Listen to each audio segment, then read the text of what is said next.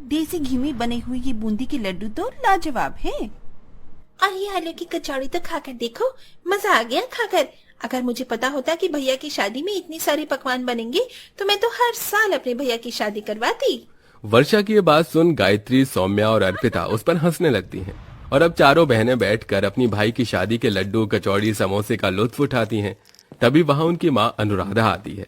अपनी चारों बेटियों को इस तरह शादी में खाता देख अनुराधा बोलती है, वाह, तुम्हारे भाई की जयमाला हो रही है और तुम चारों हो कि यहाँ ठूसने में लगी हुई हो। घर में ना सही, कम से कम यहाँ तो थोड़ी शर्म कर लो। आसपास के लोग कैसे देख रहे हैं पता भी है। अरे माँ, आप भी ना, लोगों का काम देखना ही तो है। आप जाओ और हमें खाने दो, अभी तक तो हमने कुछ खाया ही नहीं है। चारों का 100 किलो से ऊपर वजन बढ़ गया है, लेकिन तुम चारों को तो अपनी फिक्र ही नहीं है। अपनी माँ अनुराधा के समझाने पर भी चारों मोटी नंदे अपने खाने पर रोक नहीं लगाती और शादी का आधे से ज्यादा खाना खुद ही चट कर जाती हैं। उधर शादी की रस्में भी पूरी हो जाती हैं, जिसके बाद अब अनुराधा अपनी नई नवेली बहू सृष्टि और बारात के साथ घर आ जाती है और बड़े प्यार से अपनी चारों बेटियों के साथ मिलकर सृष्टि का गृह प्रवेश करती है। कितनी सुंदर है मेरी बहू, कहीं मेरी ही नजर न लग जाए। माँ, आजकल बहू का सुंदर होना ही सब कुछ नहीं होता, उन्हें खाना बनाना भी आना चाहिए। भाभी, आप खाना तो अच्छा बनाती हो ना? मुझे तो छोले भटूरे बहुत पसंद है।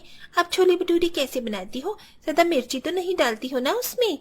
अपनी चारों नंदों को अपने गृह प्रवेश पर ऐसे सवाल करता देख सृष्टि हक्की बक्की रह जाती है, जिसे देख अनुराधा, अभी तुम्हारी भाभी ने ठीक से घर में कदम रखा भी नहीं और तुम चारों ने खाने की बातें शुरू कर दी।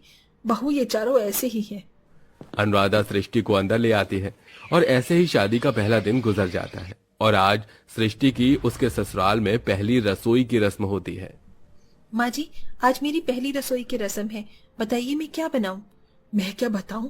तुझे जो बनाना हो, तेरा मन करे तू वो बना ले। ऐसे कैसे माँ? आज भाभी की पहली रसोई की रस्म है और आप उन्हें उनकी मर्जी का खाना बनाने के लिए कह रही हैं। भाभी, आप एक काम करिए, आप शाही पनीर, मटर मशरूम, पालक पनीर, मलाई कोफ्ता और चाय बना लीजिए। और दम बिरयानी, वेज पुलाव, पूरी, गार्लिक नान, चटनी, रायता और सलाद तो आप बनाना ही। ये तो मेन कोर्स हो गया। हम आपको बताते हैं स्टार्टर्स। स्टार्टर्स में आप राज कचौड़ी, रोल, पिज्जा, ब्रेड ढोकला और पनीर टिक्का बनाना। मीठे में भाभी आप गाजर का हलवा और गुलाब जामुन, रसमलाई और फूड कस्टर्ड बनाना। इतना सारा खाना तो मेरी शादी में भी नहीं बना था, जितना ये चारों मुझसे मेरी पहली रसोई में बनवा रही है। तुम चारों क्या कह रही हो? इतना सारा खाना बहू अकेले कैसे बनाएगी? माँ, फिक्र मत करो, अगर भाभी को किसी चीज की जरूरत होगी तो हम चारों उनकी मदद कर देंगे। अपनी चारों नंद की बात सुन सृष्टि को थोड़ा सुकून मिलता है, जिसके बाद अब सृष्टि किचन में जाती है और अपनी पहली रसोई का खाना बनाने लगती है कि तभी वहां उसकी चारों नंद भी आ जाती हैं। लगता है ये चारों मेरी मदद करने के लिए आई हैं। जितना मैंने सोचा था उतनी बुरी नहीं है ये। भाभी, खुशबू तो बहुत बढ़िया आ रही है, जरा हम भी खाना चक्कर देखें। वाह भाभी, इतनी क्रिस्पी पूरी तो मैंने आज तक कभी नहीं खाई। और ये शाही पनीर की सब्जी, ओए होए होए होए, साथ में ये गुलाब जामुन और रसमलाई ने तो खाने में 4 चांद लगा दिए। सृष्टि की चारों भुक्कड़ नंदे किचन में आकर उसकी मदद करने की बजाय धीरे धीरे कर सृष्टि का बनाया हुआ सारा खाना चट करने लगती हैं, जिसे देख सृष्टि, ये क्या, तुम चारों ने तो आधे से ज्यादा खाना खत्म कर दिया। अब घर में बाकी सब लोग क्या खाएंगे? कोई बात नहीं भाभी, आप थोड़ा और बना लो, वैसे भी अभी सबके खाने में वक्त है। इतना कहकर सृष्टि की चारों भुक्कड़ नंदे किचन से बाहर चली जाती हैं। ये मेरी मदद करने के लिए आई थी कि खाना सफा चट करने? अब दोबारा मेहनत करनी होगी। इतना कहकर बेचारी सृष्टि अब जल्दी जल्दी दोबारा से खाना बनाने की तैयारी करती है और सारा खाना बनाकर डाइनिंग टेबल पर सर्व कर देती है। तभी उसकी चारों नंद टेबल पर खाना खाने के लिए बैठ जाती हैं। अरे ये क्या, अभी तो तुम चारों ने रसोई में पेट भरकर खाना खाया था और फिर खा रही हो? भाभी, उसे खाना नहीं बल्कि टेस्ट करना कहते हैं। हम तो बस चेक कर रहे थे कि खाने में नमक मिर्ची तो ज्यादा या कम नहीं हो गई है। इतना कहकर अब चारों भुक्कड़ नंदे जल्दी जल्दी सारा खाना खाने लगती हैं और आखिर में बेचारी सृष्टि के लिए मुश्किल से एक पूरी और कढ़ाई में लगी हुई थोड़ी सब्जी बचती है। इतनी मेहनत से मैंने इतना सब कुछ बनाया और मुझे ही नहीं मिला। ऐसी भुक्कड़ नंदे तो भगवान किसी भी दुश्मन को ना दे। ऐसे ही सृष्टि का शादी का पहली रसोई का दिन गुजर जाता है और अब हर रोज उसकी चारों भुक्कड़ नंदे हमेशा अपनी भाभी से कुछ न कुछ किचन में खाने के लिए बनवाती रहती हैं, जिसके चलते सृष्टि काफी परेशान होती है।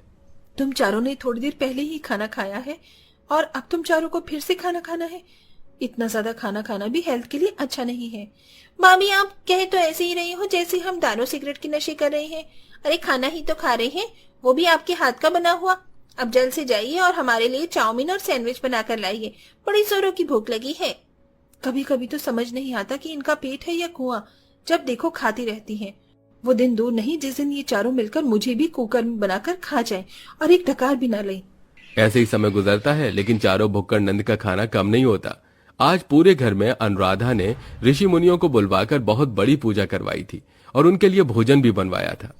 बहू, पूजा तो समाप्त हो गई, अब चलकर इनके लिए भोजन लेकर आते हैं। दोनों सास बहू जैसे ही किचन ऋषि मुनियों के लिए बनाया हुआ भोजन लेने के लिए जाती हैं, तो देखती हैं कि चारों भुक्कड़ नंद ने ऋषि मुनियों के लिए बनाया हुआ सारा खाना खा चुकी हैं। हे भगवान, ये तुम चारों ने क्या किया? जानती भी हो कि ये भोजन किसके लिए था? माँ जी, अब हम क्या करें? अगर ऋषि मुनियों को इस बारे में पता चल गया तो वो बहुत क्रोधित हो जाएंगे। कहीं वो गुस्से में आकर हमें कोई श्राप न दे दे। अरे भाभी, आप तो बिल्कुल रामायण की टाइम की बातें कर रही हो। ये श्राप व्राप कुछ नहीं होता। भूख लग रही थी तो हमने खा लिया। अगर इतनी भूख लग रही थी तो बाहर से मंगवा कर कुछ खा लेती या कुछ और बना लेती। जानती भी हो इस खाने को बनाने में बहू को कितना वक्त लग गया। अरे खा खा कर एक दिन फट जाएगी। तुम्हारे इतने मोटे शरीर को देखकर तो शादी के लिए भी कोई रिश्ते वाले हाँ नहीं करेंगे। अनुराधा और सृष्टि की बात सुन चारों भुक्कड़ नंद को कोई फर्क नहीं पड़ता और वो आराम से अपने कमरे में चली जाती हैं। वहीं अब बेचारी सृष्टि और अनुराधा जल्दी जल्दी दोबारा से ऋषि मुनियों के लिए खाना बनाती है और उन्हें भोजन करवाती है। ऐसे ही कुछ वक्त गुजर जाता है और आज गायत्री और अर्पिता को देखने के लिए रिश्ते वाले आते हैं। तो बताइए बहन जी, आपको हमारी बेटियां कैसे लगी? हमें थोड़ा सोचने का वक्त दीजिए, हम कल आपको बताते हैं। वेदिका अपने दोनों बेटों को लेकर वहां से चली जाती है, जिसे देख इन्हें क्या हुआ? ये ऐसे बिना बताए चली क्यों गई? क्योंकि वो रिश्ता नहीं करना चाहती। मैंने तुम चारों को कितना समझाया है कि डाइट करो, इतना मत खाओ, लेकिन तुम चारों को की सुनती ही नहीं। भाभी इतना परेशान मत हो, इन्होंने मना कर दिया तो क्या हुआ, कोई और हाँ कर देगा। इतना सब कुछ देखकर भी भुक्कड़ नंद को कोई फर्क नहीं पड़ता और वो दिन रात बस खाने में ही लगी रहती हैं। वहीं जब भी कोई उन्हें रिश्ता देखने वाले आते तो उनके मोटापे की वजह से रिश्ते से साफ इनकार कर देते और अब तो उनके कॉलेज में भी हर कोई उनका मजाक उड़ाने लग गया था। अरे हटो हटो, देख नहीं रही हो हमारे कॉलेज की 4 हिप्पोपोटेमस आ रही हैं, इन्हें रास्ता दो निकलने के लिए। पूनम की बच्ची, जुबान संभाल कर बात कर, वरना क्या करोगे? अपने मोटे और थुलथुले पेट से हमें मार के नीचे गिरा दोगी। इतना कहकर पूनम अपने कॉलेज की सभी सहेलियों के साथ उन चारों का काफी मजाक उड़ाती है। सभी के सामने इतना मजाक उड़ता देख चारों घर आती हैं और अपने कमरे में बैठकर रोने लगती हैं। बस अब बहुत हुआ, अब हम चारों कॉलेज नहीं जाएंगे। तुम ठीक कह रही हो, अगर हम बाहर नहीं जाएंगे तो कोई भी हमारा मजाक नहीं उड़ाएगा। अपनी हेल्थ पर ध्यान देने की बजाय वो चारों घर से निकलना ही बंद कर देती हैं और अब घर में बैठकर हर वक्त कुछ न कुछ खाती रहती हैं। और ऐसे ही कुछ वक्त और गुजर जाता है।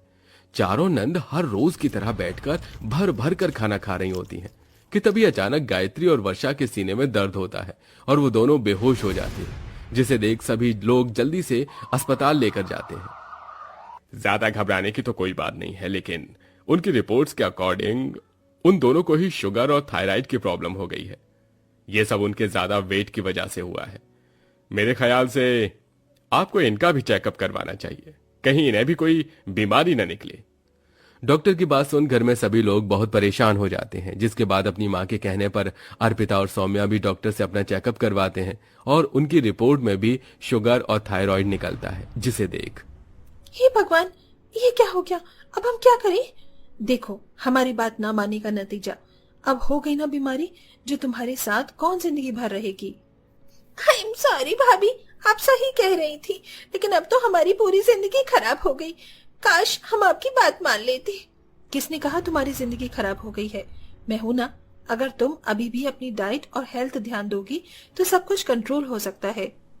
चारों भुक्कड़ नंदे अब अपनी भाभी की बात मानकर अपनी एक हेल्दी डाइट शुरू करती हैं, साथ ही साथ डेली एक्सरसाइज और वर्कआउट भी करती हैं, जिससे अब धीरे धीरे उनका वेट लॉस होता है और साथ ही उनकी थायराइड और शुगर कंट्रोल में रहती है और अब चारों